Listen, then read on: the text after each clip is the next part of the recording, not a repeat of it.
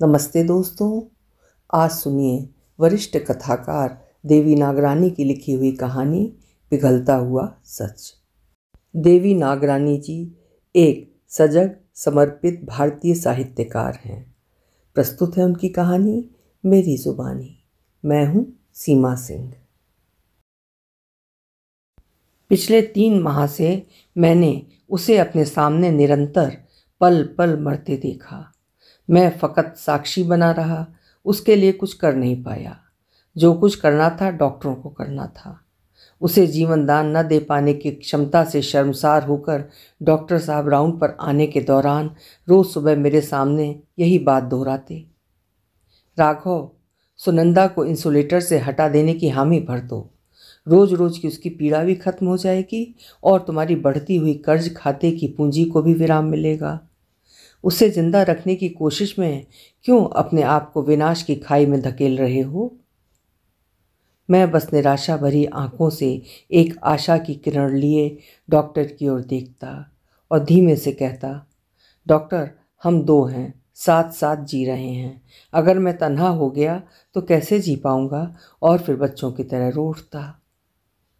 मेरी पीठ पर डॉक्टर का नरम स्पर्श मेरे दर्द को सहलाते, पर मेरे दर्द की दवा न बन पाए। महीने की आखिरी तारीख थी, शायद 25 दिसंबर थी।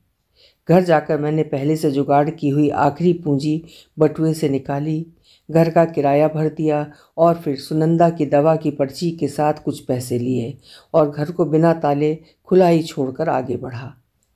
हाँफते हाँफते 2 पल गली के नुक्कड़ पर रुक गया। सांस फूल रही थी, इस कारण नहीं कि मैं तेज जा रहा था, पर सामने मेडिकल स्टोर से पर्ची पर लिखी दवाई लेकर अस्पताल पहुंचने की शीघ्रता सोचों में संचार करती रही। बावजूद इसके कदमों की रफ्तार भी अब साथ देती नजर नहीं आ रही थी। रोड पार करते हुए खुद को संभालने के लिए 1-2 बार लड़खड़ाया। बिजली की तरह कौंधते विचार मन में उठते हुए कुछ संशय पैदा कर रहे थे। आसमान की ओर देखा। कड़कती बिजली ने मूसलाधार वर्षा के आगमन का जैसे ऐलान किया हो। घोर अंधेरे में बिजली की गड़गड़ाती आवाज़ मेरे सीने की धड़कन को रफ्तार बख्श रही थी, पर पांव अपनी धीमी चाल पर डटे रहे। मैंने जल्दी से पर्ची पर लिखी दवाओं की सूची दुकानदार को दी। दवाएं लीं, पैसे दिए, बाकी छुट्टे लिए बिना दवाएं थैले में डालकर उसे अपने हाथों की उंगलियों में सुरक्षित पकड़ा और हॉस्पिटल की ओर तेजी से कदम बढ़ाने लगा। सुना है बारिश की बौछार तन मन को ठंडक पहुंचाती है। सच होगा, शायद बालपन में उसका लुत्फ लिया हो, याद नहीं, पर अब उम्र के 8वें दशक में ना तो वो मनोस्थिति रही, ना ही वो शक्ति जो ये सब झेल पाए। बस अपने आप को जीवन की निहायत ही जरूरी मांगों की पूर्ति की बेचैनियों के बीच मुझ जैसा इंसान हार के पहले ही हार मान लेता है। कल तक आप निर्णय ले लेना, मन पक्का करो और उसे जाने की इजाज़त दे दो। आईसीयू के दरवाजे से निकलते हुए डॉक्टर माधव चक्रवर्ती ने धीरे से कहा। मन में एक जकड़न महसूस हुई। हाथ में दवाओं के थैले को जोर से कसकर अपने सीने के पास लाते हुए ऊपर आसमान की ओर देखा। दिन में भी आंखों के आगे धुंधलापन, बारिश में आधा भीगा हुआ मेरा तन शब्दों के भारीपन के साथ कदमों की चाल बढ़ाने के प्रयास में आगे बढ़ा। सोचों के दलदल से तब बाहर आया जब मैं हॉस्पिटल के कॉरिडोर से होता हुआ सुनंदा के वार्ड के सामने पहुंचा। उसका पलंग खाली पड़ा था। कहाँ गई वो? क्या हुआ उसे? वो ना तो चलने फिरने के काबिल थी, ना उठने के। सहारे के बिना तो पिछले 2 माह से अपने आप उठ ही नहीं पाई थी। मैं ही उसकी लाठी बना हुआ था। उसे उठाता, सहारा देकर बाथरूम तक ले जाता और फिर वैसे ही वापस ले आता। बिस्तर पर उसे बिठाकर अपनी हथेली पर उसका सर लेकर तकिए पर आराम से रखता, उसके माथे पर हाथ फिराता, तब तक जब तक वो आंखें खोलकर अपने हाथ से मेरे हाथ को वहाँ से हटा न देती। ये उसका स्नेह था या मेरे प्यार की परिपक्वता थी, नहीं जानता, पर इतना जानता था कि पिछले 60 सालों में उसने हर कदम मेरा साथ दिया है। दुख में, सुख में, संतान की शादी में मेरी सीमित आमदनी के बावजूद अपने गहनों का मोह त्याग कर उसमें से बेटी और बहू को जेवर बनवा दिए थे। मेरी कमाई के घर चलाते चलाते परिवार फला फूला, पर फिर जल्दी सिकुड़ने भी लगा। हमारे दो की परिभाषा तब समझ आई जब बेटे ने अपना परिवार बड़ा हो गया है कहते हुए अपना अलग संसार बसा लेना चाहा। बेटी तो पराई थी, अपने परिवार की हो गई। बस रह गए मैं और सुनंदा, जो अब कुछ अरसे से इस संसार के कारोबारी भार संभालते संभालते हारने लगे थे। सुनंदा तो टूटकर बिखरी हुई हालत में यहाँ अपना उपचार करा रही है। मैं और मेरी बेबसी उसकी क्षीण शिथिल शरीर को पल पल खुद से दूर होते हुए देख पा रहा हूँ। पर क्या करूँ, कैसे करूँ नहीं जानता, पर कुछ करने के असफल प्रयास जारी हैं। बहुत कुछ अनचाहे मन से करना पड़ता है। शाम 8 बजे मुझे घर लौटना पड़ता है। सूनी 4 दीवारों के भीतर का सन्नाटा जैसे मुझे कचोटने लगता है। नींद के नाम पर बस बीते दिनों की यादों में खो जाता हूँ, उन यादों में जो न मैंने कभी लिखी, न पढ़ी, न मेरी बीती जिंदगी में दर्ज थी। पर जब अपने अपनों से दूर होते हैं तो लगता है ये पाठ भी अनचाहे मन से पढ़ना पड़ता है। भोर होते ही उठता, चाय के साथ अपने भीतर के दबे हुए दर्द के पिघलते आंसुओं को उसमें घोल कर पीता और फिर वही रोज की तरह अपने आप को जैसे अपने ही कमज़ोर कंधों पर लाद कर अस्पताल की ओर चल पड़ता। एक पड़ाव बीच में आता, वो था मेडिकल स्टोर, जहाँ से सुनंदा की दिन भर की दवाइयाँ ले लेता और जाते ही डॉक्टर या नर्स के हवाले कर देता। सोच की दलदल से निकलकर आंखें दौड़ाईं। दूर से आते हुए सुनंदा के डॉक्टर माधव चक्रवर्ती को देखा तो कदम उनकी ओर रफ्तार से बढ़ाए। दवाइयों की थैली आगे करते हुए बड़बड़ाया, उसकी दवाई ले आया हूँ डॉक्टर, बस थोड़ी देर हो गई। अब इनकी कोई ज़रूरत नहीं। मेरी गीली आंखें उठीं और उनकी खाली आंखों में झांकने लगी। डॉक्टर ने मेरे कंधे थामे और उन्हें सहलाते हुए कहा, वो तुम्हें हर पीड़ा से मुक्त कर गई है राघव। और आईसीयू के दरवाजे की ओर देखते हुए कहा, 1 घंटा पहले उसे अटैक आया पर उपचार ना हो पाया। कहते हुए मेरे शिथिल शरीर को जैसे अपने हाथों से सहारा देने की कोशिश करते हुए डॉक्टर बोले, आप जरूरी कार्रवाई के बाद उसे ले जाने की व्यवस्था करें। अगर चाहो तो हॉस्पिटल की वैन भी आपको घर तक पहुंचाने में सहायक होगी। मेरा दिल बैठा जा रहा था। आंखों के आगे अपने आने वाले एकाकीपन के भय की पीड़ा इतनी अधिक बढ़ी कि मैं वहीं पास में बेंच पर बैठ गया। डॉक्टर के आदेश पर ही नर्स ने शायद मुझे एक बिस्तर पर लेटाया।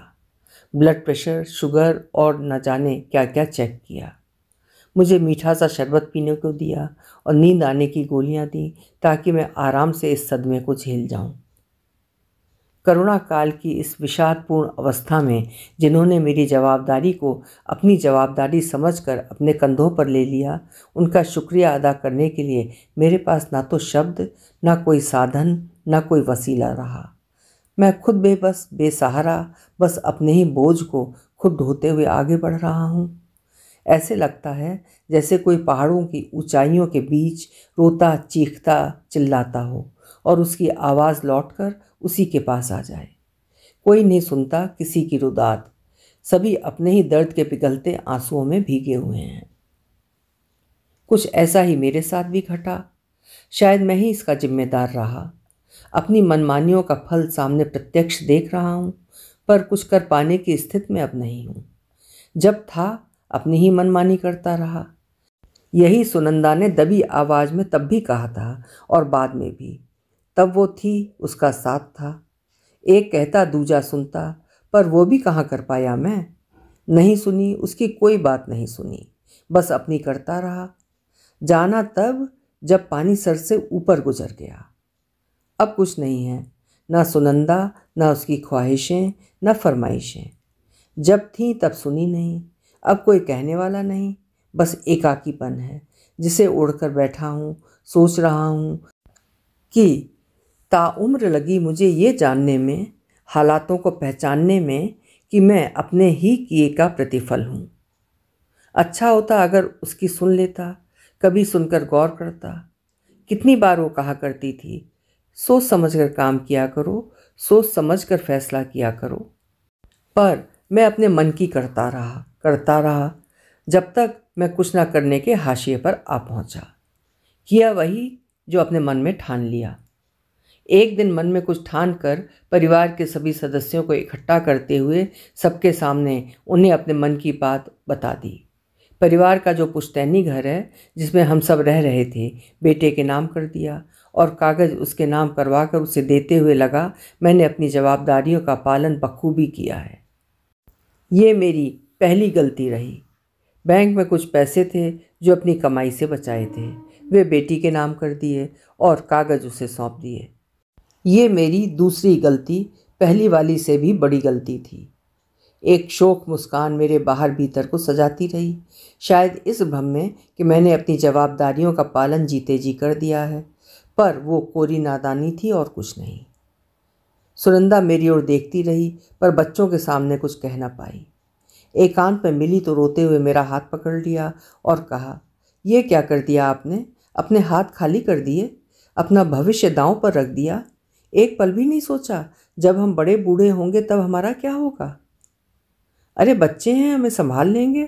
मुझे अपने बच्चों पर पूरा विश्वास है, तुम्हारे संस्कार उनमें भरे हुए हैं। तुम बिल्कुल उल्टा सीधा मत सोचो। पर समय से पहले ही सोचने की नौबत आ गई। बेटा परिवार बड़ा हो रहा है कहकर अपना अलग स्थान लेने की बात करने लगा। मैंने भी नादानी में उससे कहा, जो घर मैंने तुम्हारे नाम कर दिया है तुम उसमें ही रह जाओ। हम दोनों अपने गांव के मकान में चले जाते हैं और वहीं सुख से रहेंगे। कभी तुम वहाँ मिलने आ जाया करना, कभी हम आते रहेंगे। मैंने वही किया जो चाहा। सुनंदा तो बस साथ निभाती रही। सुनंदा और मैं गांव आ गए। उस पुराने से मकान में रहने लगे। गांव के लोग थे, अपनापन था, पर बिना अपनों के सहारे सुनंदा के थके कांधे जवाबदारी का बोझ न उठा सके और शायद इसी सोच के तनाव में उसकी तबीयत दिन ब दिन बिगड़ती रही। काम का भार उस पर था जो अब उससे न संभाला गया। तब मैं मददगार बना, पर घर तो गृहिणी से ही संभल पाता है, मुझ जैसे आदमी से कहाँ, जिसने ऑफिस में अपने नीचे काम करते कर्मचारियों से और घर में अपने बच्चों और सुनंदा को आवाज़ दे देकर हंसते हंसते सेवाएं ली। पर अब सोच के परिंदे उड़ने लगे, फड़फड़ाने लगे जब सुनंदा ने खाट पकड़ ली।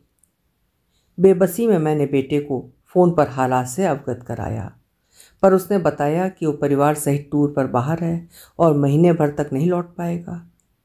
लाचारी में बिटिया को फ़ोन किया। जमाई राजा तुरंत आए और हम दोनों की सुने बिना हमारा सामान बांध हमें अपने घर ले आए। 5-6 महीने वहाँ रहे। लौटने पर बेटा वहीं मिलने आया और अनगिनत बहानों के इशारों से हमें वहीं रहने के संकेत दे गया। जब सुनंदा की हालत थोड़ा सुधरी तो हमने वापस गांव लौट जाने की बात बेटी के सामने रखी, पर बेटी वसुंधरा ने हमें रोक लिया, ये कहकर कि मैं भी आपका बेटा हूँ, आपने मुझे बहुत कुछ दे दिया है, आप मुझ पर कोई बोझ नहीं है, बस आराम से अब यहाँ रहिए, ये भी आपका ही घर है। पर वक्त से बड़ा उस्ताद कोई नहीं। हमें ये महसूस होने लगा कि जो घर के होते हैं वही घर वाले होते हैं, जो बाहर के होते हैं वे घर वाले नहीं होते। बस कुछ व्यवहार में भी मेहमान नवाजी सी आ गई। आते जाते कभी बात हो जाती, कभी खामोशी बीच में रहती। बेटी पूछ लेती, आपने नाश्ता कर लिया है, चाय पी ली, कुछ और चाहिए तो बता देना, अपना ही घर है, आप जब तक चाहें रह सकते हैं। शब्द मात्र शब्द नहीं होते, उनके भीतर अर्थ होता है। अपने और पराये का फर्क भी शब्द बखूबी बयां कर देते हैं। बार बार सुनी बात के अर्थ में अनर्थ भी समाया रहता है। सुनंदा के मन में जैसे कोई बिजली कौंधी। जाने क्या सोचकर एक दिन सुनंदा ने मुझसे वादा लेते हुए उसकी बात मान लेने की जिद की। उस दिन सुनंदा ने रोते हुए मुझसे कहा, कब तक यहाँ रहेंगे, ये हमारा घर नहीं है, चलो हम अपने गांव के उस छोटे से घर में चलते हैं जो अपना है, जहाँ से हमें कोई भी निकालने को नहीं कहेगा। अब बहुत हो गया, इस उम्र में दर बदर होकर और कष्ट नहीं उठाया जाता। हमारा मान सम्मान एक दूजे के साथ है, हमेशा अपने मन की करते रहे, आज मेरी बात मान लो। और फिर एक थकी हुई मुस्कान के साथ मेरा हाथ थामते हुए कहा, रघुपति राघव राजा राम, आज मेरा मान भी रख लेना। तुम्हारी कौन सी बात मैंने टाली है सुनंदा, कहो तो। मैंने कहने को तो कह दिया, पर भीतर कोई वो बहुत कुछ याद दिलाता रहा जो न होना चाहिए था। आप तो कलयुग के राम बन गए हो, प्राण जाए पर वचन न जाए, रघुपति राघव राजा राम। आज मेरा कहा न टालना।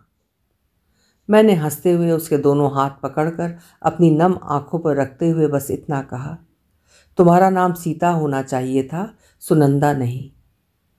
इस युग की सीता ही तो हूँ, बस अंतिम अग्नि परीक्षा बाकी है। एक इच्छा मन में है कि मैं आपके हाथों में यूं ही सुहागन होकर अपने प्राण तज जाऊं। इस सीता को अपने राम से और कुछ नहीं चाहिए।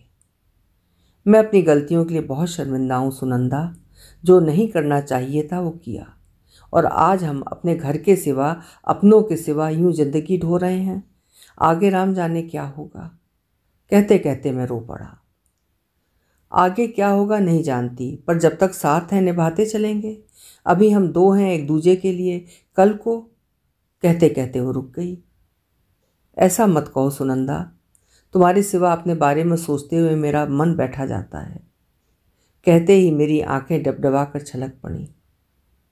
अब बचपना छोड़ो और चलो चलते हैं अपने गांव। वहाँ हमारे जैसे लोग हैं। अब ना ये बच्चे हमारे हैं, ना ये घर। ये तो एक ठिकाना है। आए, ठहरे और अब लौट चलते हैं अपनी कुटीर में। वही हमारी अयोध्या है, वही हमारी मान मर्यादा है। तब नहीं सुनी, अब सुन लो मेरे राम। कहते हुए सुनंदा की आवाज़ भर आई। एक बार तुम्हारी न सुनकर मैंने जो भी फैसले किए वे सब गलत साबित हुए। अब ऐसी गलती नहीं करूँगा सुनंदा, कतई नहीं। कहते हुए राघव ने आंसू धोती के छोर से सोख लिए। दूसरे दिन सुबह ही सामान बांधकर बेटी जमाई से विदा लेकर दोनों गांव लौट आए। काल चक्र का अपना विधान है, जिंदगी चलती है, रुकती नहीं। गिरना, गिरकर संभलना, उठकर चलना तो नियम है, पर खोखली जड़ें कब तक अपने आप को कायम रख सकती हैं। एक दृढ़ जड़ के गिरते ही शाखाएं अपने आप धराशायी हो जाती हैं और ज़मीन पर आकर था पाती हैं। आखिर सब कुछ तो ज़मीन की उपज है, वापस धराशायी हो उसी में मिल जाना है। हम दोनों भी कुछ ऐसे निराधार हुए कि खुद को पालना व संभालना मुश्किल ही नहीं, नामुमकिन हुआ। सुनंदा आए दिन बीमार रहने लगी। मैं उसकी तीमारदारी करते करते खुद को संभालने का खूब प्रयास करता, पर बूढ़ी हड्डियां कब तक साथ देती। मैं हाँफते हाँफते दवा ले आता, वो दवा लेती और उनके बल पर उठती, पर उसमें ना पहले सी चुस्ती रही ना फुर्ती, जैसे जीने की इच्छा कहीं लुप्त सी हो गई। उसकी ये हालत देखकर मेरे हाथों से तो तोते उड़ने लगे। पहले ही सब ले देकर हाथ खाली कर बैठा था, लगा दवा दारू के लिए भी अब हाथ फैलाने के दिन आए हों। पर सुनंदा का साथ मेरा मनोबल था। वही मनोबल मुझे सुबह से शाम तक उसकी तीमारदारी में लगे रहने की शक्ति देता रहा। अब इस अंतिम चरण में मुझे सुकून है कि वो मुझसे पहले चली गई, वरना मेरे बगैर कैसे जी पाती। मैं भी तो आज तक नहीं संभल पाया हूँ।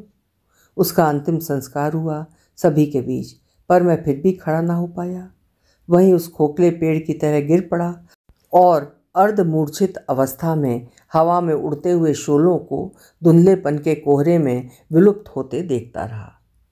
नीले अंबर के तले धरती पर यूं ही लेटा रहा, तेज आंधी के बाद अपनी ही जड़ों से उखड़े हुए उस बरगद की तरह। कुछ आवाज़ें कानों के करीब से गुजरती रहीं। उनमें संवेदना थी, शोक था, नमी थी। लगा मैं वहाँ था, पर नहीं था।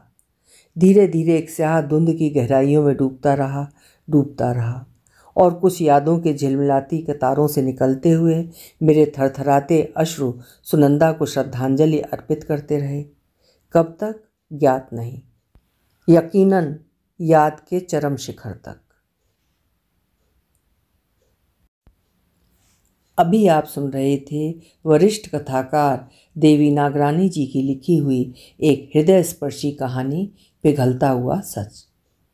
उम्मीद है कहानी आपको पसंद आई होगी, साथ ही शिक्षाप्रद भी लगी होगी। कल फिर मिलेंगे। हिंदी का श्रेष्ठ साहित्य सुनते रहने के लिए मेरे चैनल्स को सब्सक्राइब ज़रूर करें। कहानी अगर पसंद आती है तो लाइक भी करें और साहित्य प्रेमी मित्रों से साझा भी करें। बहुत बहुत धन्यवाद।